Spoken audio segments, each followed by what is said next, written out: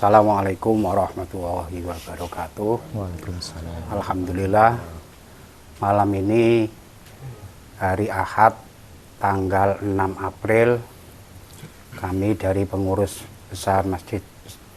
Masjid Besar Kanjeng Sepuh Sedayu bisa ziarah ke makam Air Mata Ibu bersama dengan Mas Rizky.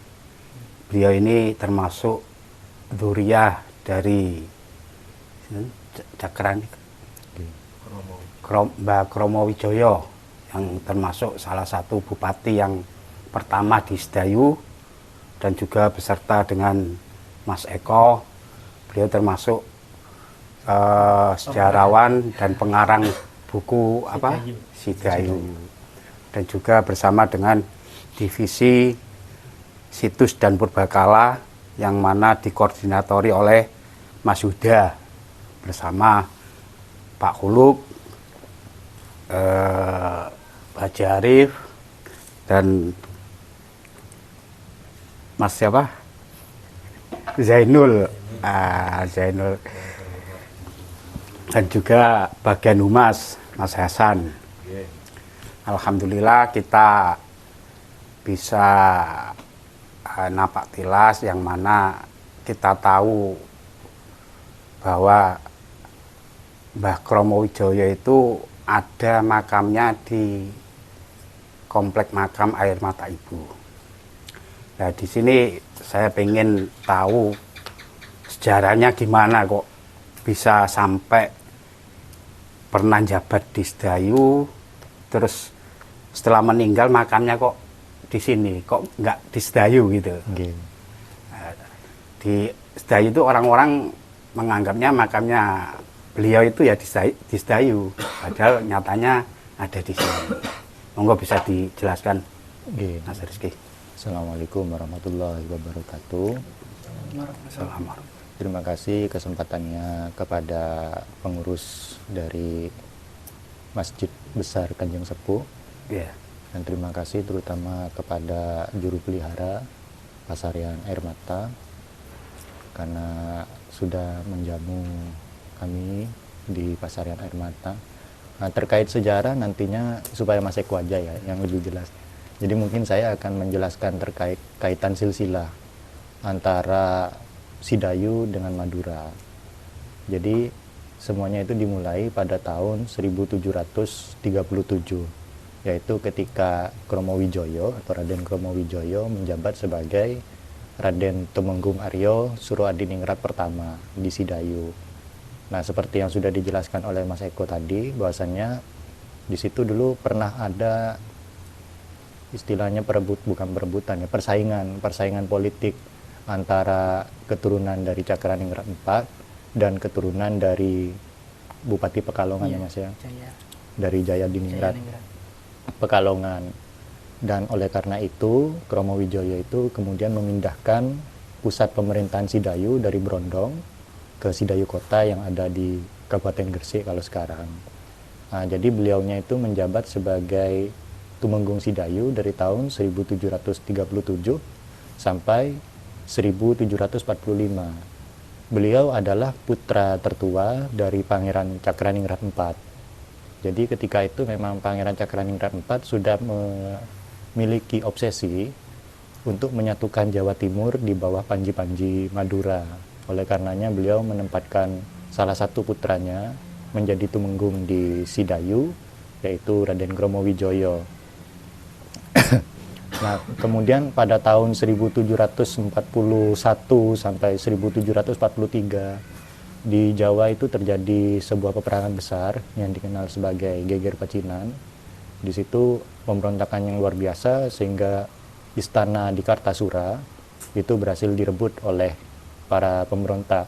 Sehingga ketika itu ada kelompok-kelompok pasukan yang berupaya untuk merebut kembali, untuk dikembalikan kepada Pakubono II. Dan ketika itu yang berhasil adalah pasukan dari Madura, yaitu pasukan dari Cakraningrat IV.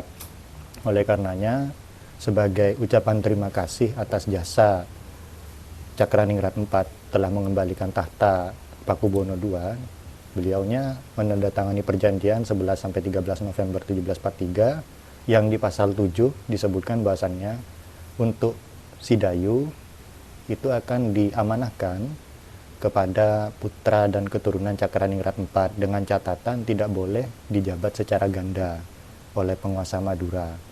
Jadi memang harus dari putra yang berbeda begitu. Nah, pada saat itu kemudian karena ada peristiwa diplomasi yang agak alot sehingga ada timbul beda persepsi antara kelompok VOC dan kelompok Madura, sehingga ada perang lagi antara Cakraningrat IV dengan VOC. Itulah kenapa Cakraningrat IV ini menjadi diasingkan ke Afrika Selatan.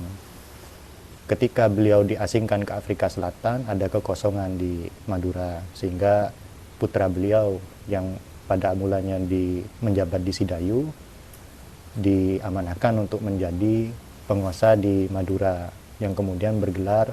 Jadi Raden Kromowijoyo itu atau Raden Tumenggung Aryo Suroadiningrat I kemudian naik tahta di Bangkalan dengan gelar Panembahan Cakra Adiningrat V. Jadi beliau itu putra dari Cakraningrat IV dengan Raden Ayu Sepuh. Kemudian untuk di Sidayu pada saat itu masih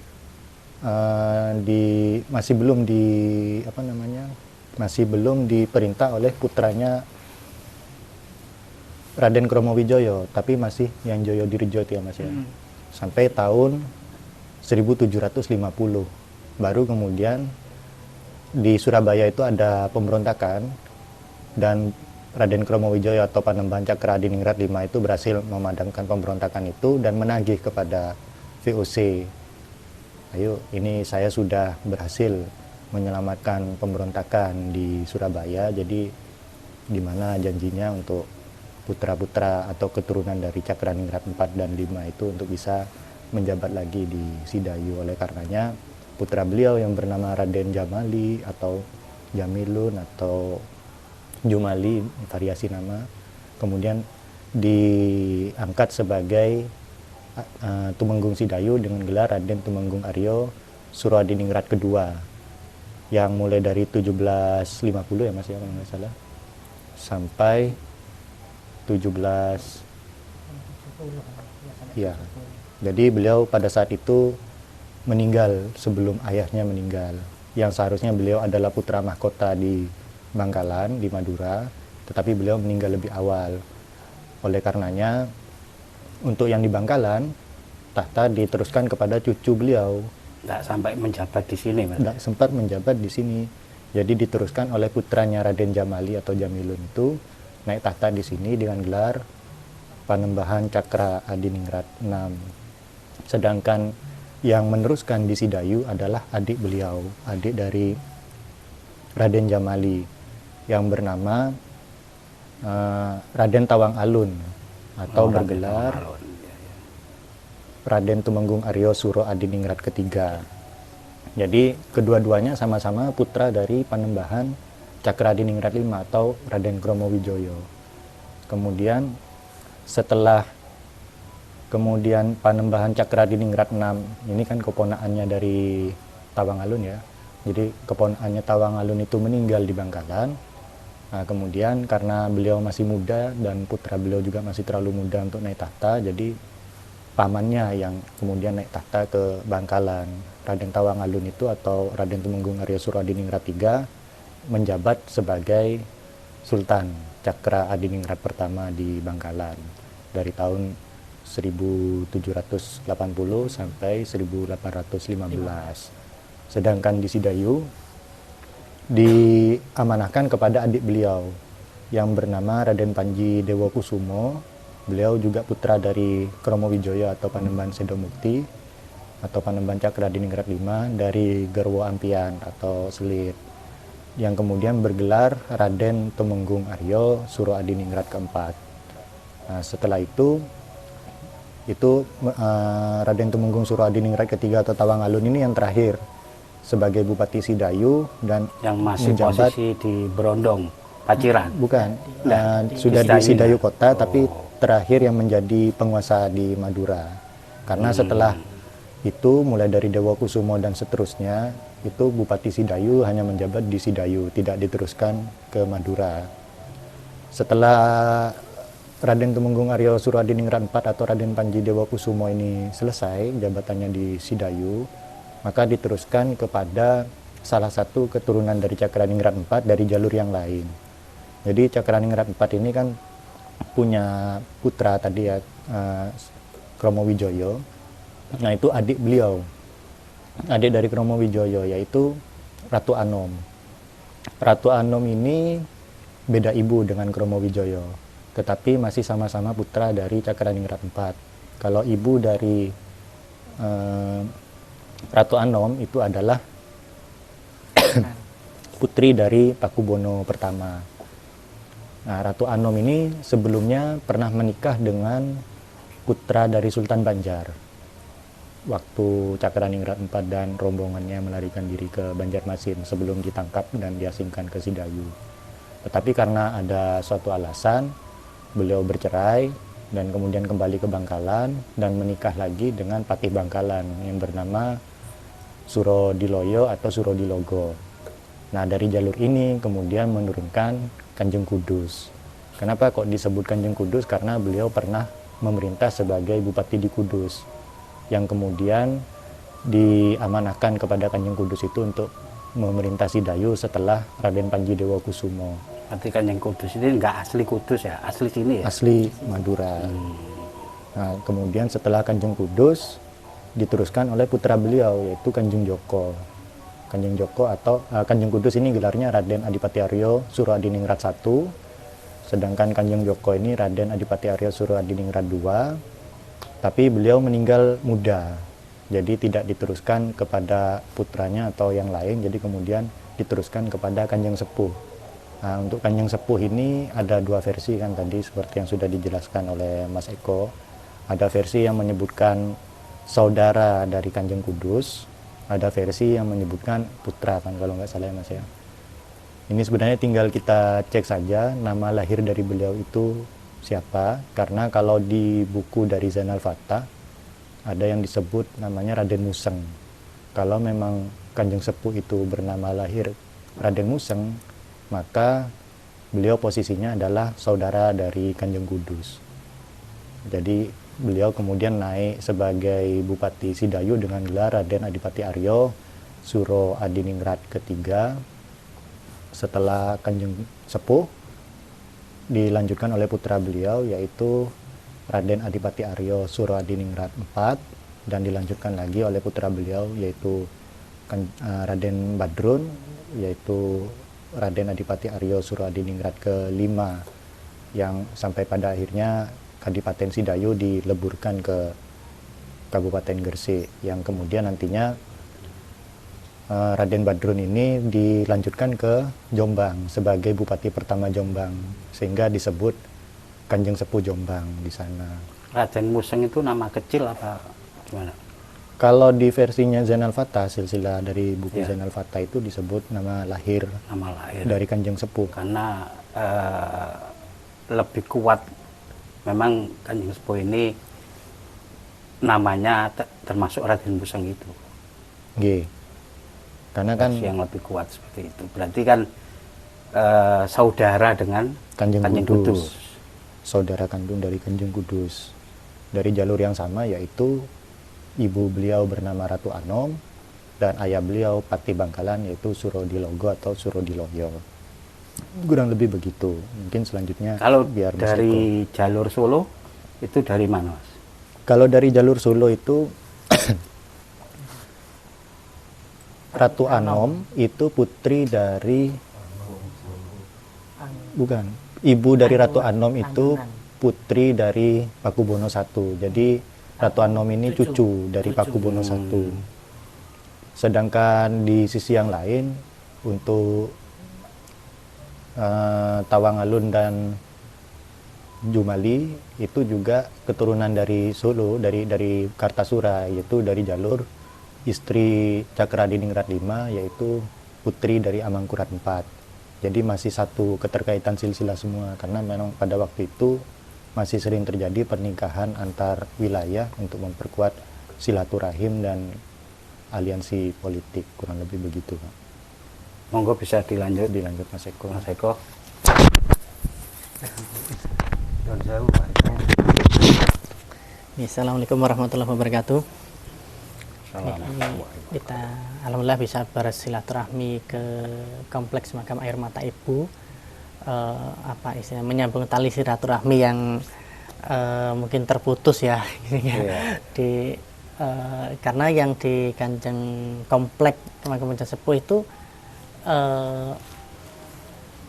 apa istilahnya belum diungkap sepenuhnya gitu. Nah, sebenarnya ada kata kunci di nisan Kanjeng Kudus, itu ada kata kunci dan tertulis di situ bahwa Kanjeng Kudus itu apa itu keturunan dari Ratu Anom dan Patih Surodiloyo, dan juga keturunan dari Cakraningrat. Nah, nampaknya itu inskripsi itu jarang dibaca, padahal itu punjernya. Ya, jadi posisi makam di belakang Masjid Kanjeng Sepuh itu sebenarnya menunjukkan silsilah kalau kita baca. Jadi harus dibaca dari sisi timur dulu. Nah, karena setelah dari sisi timur, baratnya itu adalah keturunannya. Nah, jadi jangan dibaca langsung ke Kanjeng Sepuh, tapi harus dibaca dari sisi timur, karena bacaan inskripsi antara nisan 1 dengan nisan 2 itu nyambung. Itu adalah sebuah kalimat yang terus menerus gitu loh. Jadi dari itu harus diawali dari Kanjeng Kudus. Nah, di situ terjelas bahwa pangkalnya itu bahwa beliau menjelaskan lahir di Madura, atau di situ juga tertulis Medunten gitu. Juga mempunyai kakek Cakraningrat yang bertahta di Kutha Sembilangan. Nah, tertulis begitu. Nah, itu menunjukkan jelas bahwa itu terah keturunannya. Sehingga maka harus dilacak di atasnya lagi, siapa bupati sebelum Kanjeng Kudus. Nah, kan gitu. Padahal menurut folklore masyarakat itu kan menyebutkan ada beberapa nama, ada Kromo Wijoyo, Kanjeng Sidongawen, Kanjeng Suwargo, Kanjeng Probolinggo, dan macam-macam itu. Nah, pertanyaannya, benar ada enggak tokoh-tokoh itu, atau jangan ada tokoh tapi nama lain. Yeah. Nah, kita kesini itu dalam rangka melacak itu. Nah, ternyata bupati-bupati sebelum Kanjeng Kudus itu ternyata memang ada. Dan tadi kita sudah nyekar, sudah ada 2 yang kita temukan fik di sini. Tapi bisa jadi bupati-bupati yang lain itu juga dimakamkan di sini, cuma belum teridentifikasi karena memang tidak ada inskripsinya. Tidak ada inskripsinya. Yang ada inskripsinya tadi yang memang sudah ada papan namanya, itu yang 2. Tetapi di silsilah itu tadi menjelaskan bahwa ada banyak bupati silsilahnya. Itu menjelaskan ada banyak bupati, ada 4 sampai 5 tadi. Berarti yang pernah menjabat Bupati Sedayu sebelum itu Kanjeng, di sini ada 2 ya yang sudah teridentifikasi, tapi dugaannya bisa lebih dari 2. Nah, karena yang lainnya tidak ada inskripsinya. Iya. Nah, dan tidak ada papannya. Yang kita lihat kan tadi ada papannya, ada inskripsinya. Nah, bisa jadi yang tidak ada inskripsinya karena beliau juga tokoh penting, bisa jadi itu, tapi kan tidak bisa menduga gitu, tidak bisa menduga karena belum ada bukti. Tapi alhamdulillah malam ini kita bisa melihat langsung 2 itu sudah menjadi kunci pembuka juga.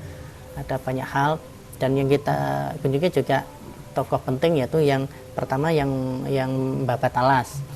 Oh ya, yang pertama yang Babat Talas. Kemudian kita nama tokoh yang tertulis di inskripsi Kanjeng Kudus Cakraningrat ada di sini makamnya, Cakraningrat keempat. Kemudian yang Babat Alas yang membuka atau memindahkan pusat pemerintahan Kabupaten Sedayu dari Sedayu Lawas ke Sedayu Gresik, itu ternyata dimakamkan di sini, di mana masyarakat lokal di Sedayu sendiri menyebutnya bupati pertama atau yang Babat Talas itu kan Kromo Wijoyo. Iya. Nah, sehingga satu tokoh itu sebenarnya ada banyak versi nama. Jadi menurut versi orang Sedayu disebut Kromo Wijoyo. Menurut inskripsi itu disebut Suro Adiningrat. Nah, menurut di makam sini disebut Cakradiningrat atau Cakraningrat ke-5.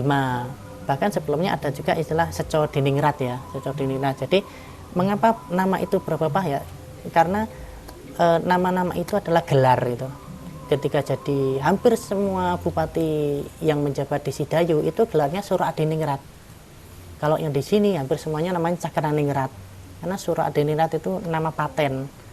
Nama paten sebagai gelar bupati di Sidayu. Itu nama paten. Sehingga apa itu? Terus mengapa? Nah, ini yang agak mungkin lebih mudahnya begini.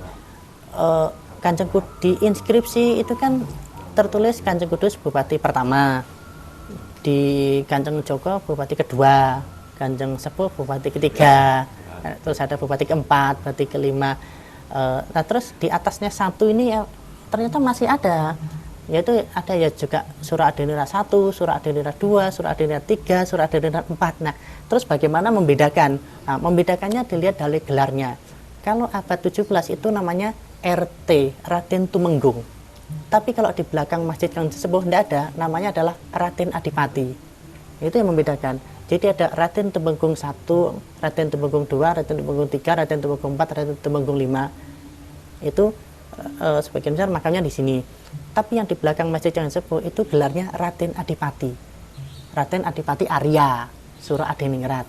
Kalau yang kemudian seperti Kanjeng Sepuh, Raden Adipati Arya, Suradiningrat ke 3. Jadi 1, 2, 3 di situ menunjukkan mengikuti penomoran seiring dengan gelar. Jadi lebih enak itu membedakannya begini.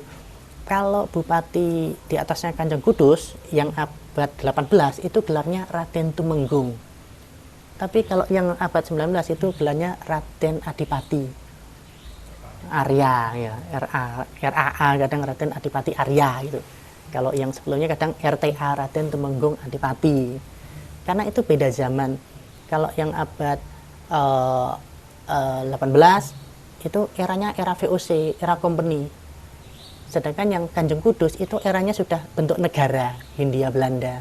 Hindia Belanda. Iya, karena sudah 1800 gitu. Tumenggung sama Adipati itu apa enggak jabatan?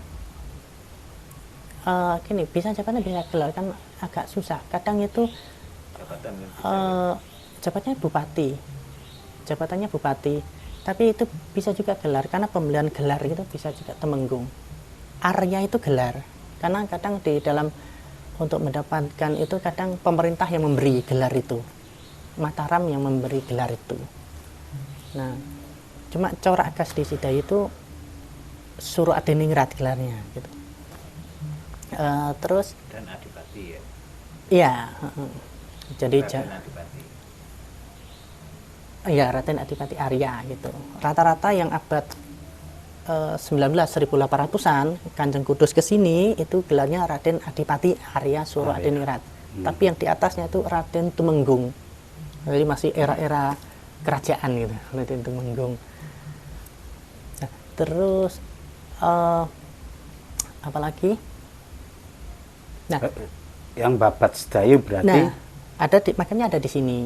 Yang tadi kita sudah Kromowijaya kunjungi. itu ya. Menurut versi lokal disebut Kromowijaya. Menurut sini tadi Cakraningrat kelima. Tapi tadi juga ditulis Raden Tumenggung Suradiningrat pertama. Gitu. Itu yang Bapak termasuk yang bikin alun-alun, iya, bikin masjid, iya, pasar itu Kromowijaya itu. Kromowijaya yang makamnya ada di sini, Air Mata Ibu. Karena ketika memindahkan itu ia butuh legitimasi, gitu, butuh tempat. Nah, ketika mindah ya berarti segala perangkatnya, mulai masjid, pendopo, tentunya tidak semegah langsung jadi gitu ya. Ya pokoknya pendopo dibangun mungkin rumah kecil atau apa, masjidnya juga masih sederhana, alun-alunnya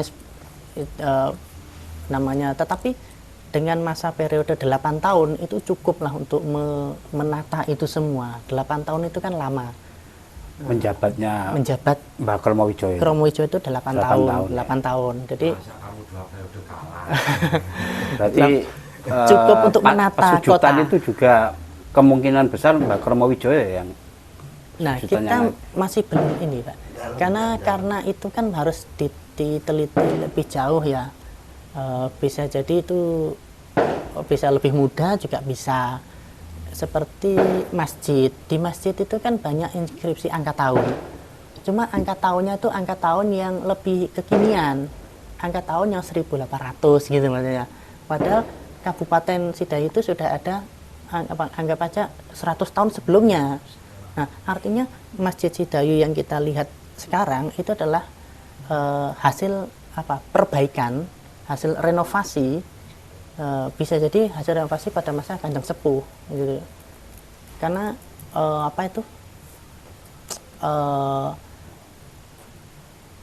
angka tahun yang ditemukan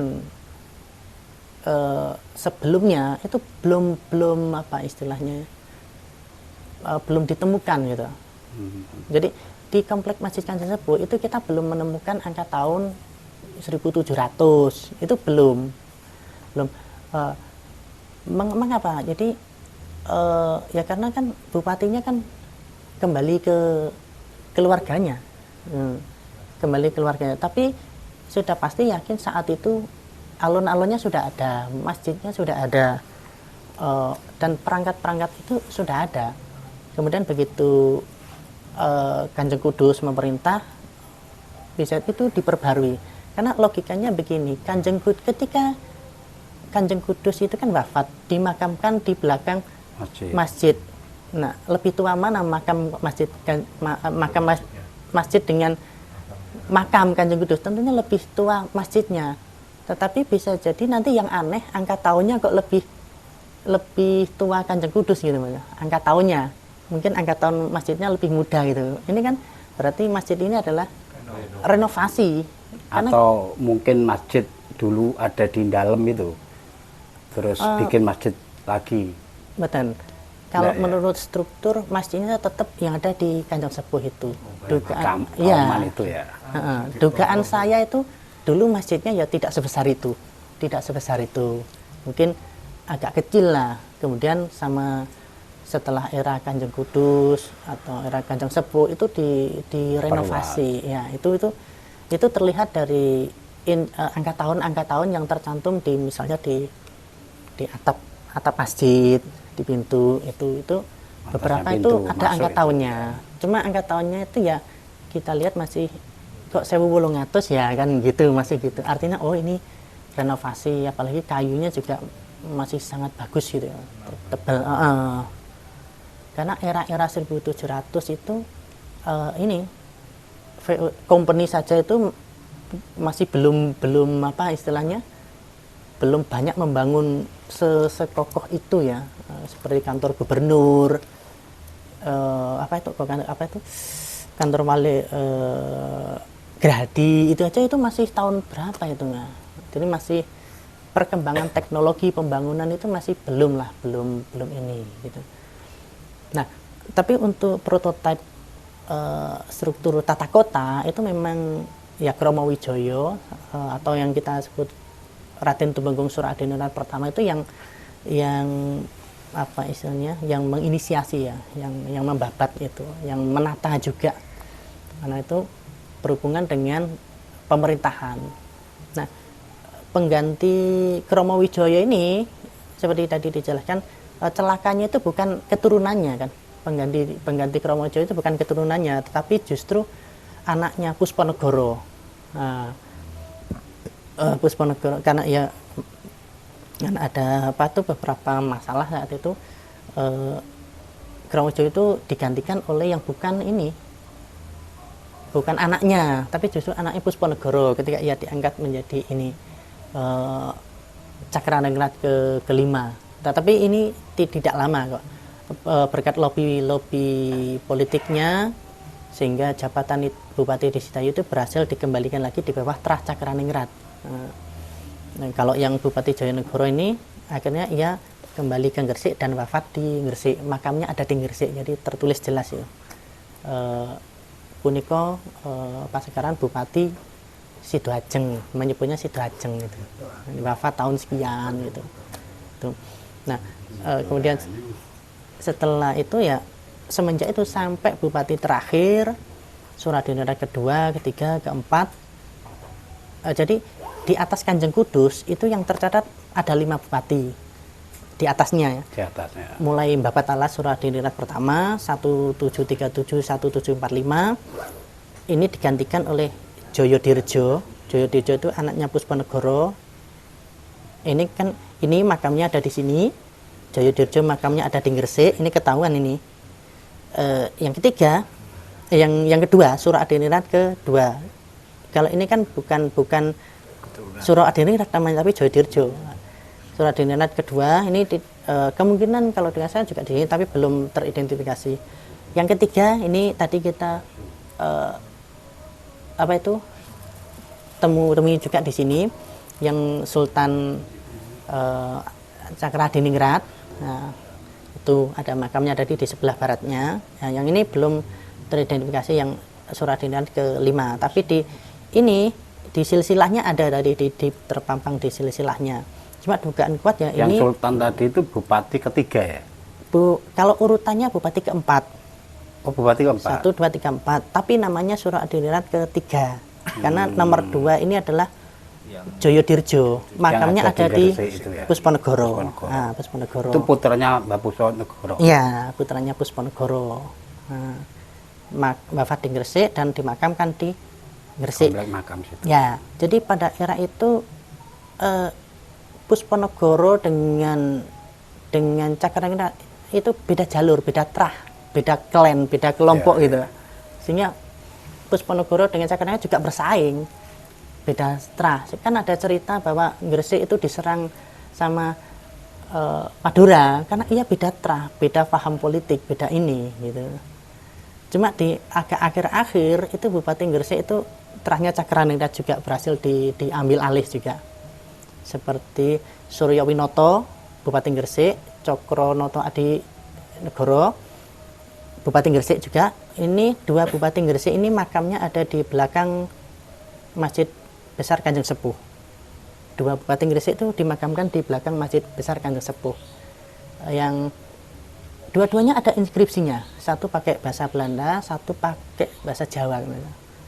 Cuma inskripsinya ini ada di kaki nisan. Cuma kalau tidak dibuka tidak diketahui. Sependek menyebutkan ya Suryawinoto. Yang terpampang itulah Kanjeng Gresik. Nah, itu ada Kanjeng Gresik. Jadi sebelum Kanjeng Kudus itu ada 5. Nah, seperti tadi dijelaskan, di atas Kanjeng antara Bupati di atas Kanjeng Kudus dengan Bupati Kanjeng Kudus ke bawah ini masih satu trah, tetapi beda jalur apa istilahnya, beda cabang ponaan ya, tapi satu ia punya anak ini kemudian agak geser dikit gitu. Nah, sehingga mengapa di Sidayu Kanjeng Sepuh itu hanya menulis sampai Kanjeng Kudus gitu, karena yang sini tuh ya tidak sampai menelusuri sampai ke atas, sehingga yang ini tuh ada alfa gitu, kelupaan bahwa oh ini juga jalurnya, cara ibaratnya kok ya apa itu ya, karena satu pangkal tapi misalnya ada ayah ibu punya 2 saudara, kakak adik. Nah, adik ini kan punya anak, ya anaknya kan nulis silsilah, tetapi kakak ini lupa tidak sebut, padahal ia juga cabang ke bawah. Kalau ini nyambung gitu, karena beda ini. Nah, itu mungkin sekilas dari saya. Apa lagi ya hal-hal menarik, yaitu keterkaitan bahwa setidaknya ini mengungkaplah, menyempurnakan bahwa misalnya ada yang mengklaim atau ini Sidayu itu dari Solo, dari itu. Nah, maka bisa juga ada benarnya juga, dalam artian bisa jadi ia melihatnya dari sisi jalur silsilah ibu gitu.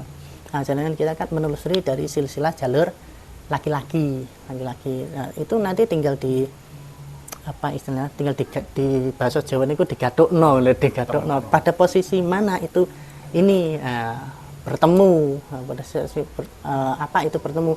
Karena saya yakin yang mungkin ada yang mengaku itu jalur Solo tidak punya silsilah yang di sini. Yang di sini pun tidak punya silsilah yang jalur itu hanya ini. Maka ya mempertemukan silsilah itu. Nah, nanti kalau dirunut ke atas itu pasti, kalau silsilah itu betul kan pasti ketemu itu. Oh, ini oh ya ternyata yang pasti kita menelusuri nasab beliau yang ada di sini. Ini kan jalur dari laki-laki ya. dan sudah terbukti ada manuskrip, Ya, ada makamnya, seperti itu. Terus kalau jalur dari ibu, nah ini yang dari Solo kan gitu Mas Eko ya. Alhamdulillah malam ini kita bisa ziarah di komplek makam Air Mata Ibu, dan banyak wawasan yang mana sudah diceritakan oleh Mas Eko dan Mas Rizky. Beliau termasuk keturunan dari sinten? Kromo Wijaya nggih. Beliau keturunan dari Mbah Kromo Wijaya. Alhamdulillah malam ini kita sudah bisa mengungkap fakta sejarah. Terima kasih Mas Rizky, terima kasih Mas Eko. Saya akhiri, wabillahi taufiq wal hidayah, waridho wal inayah, wal afu minkum. Wassalamualaikum warahmatullahi wabarakatuh.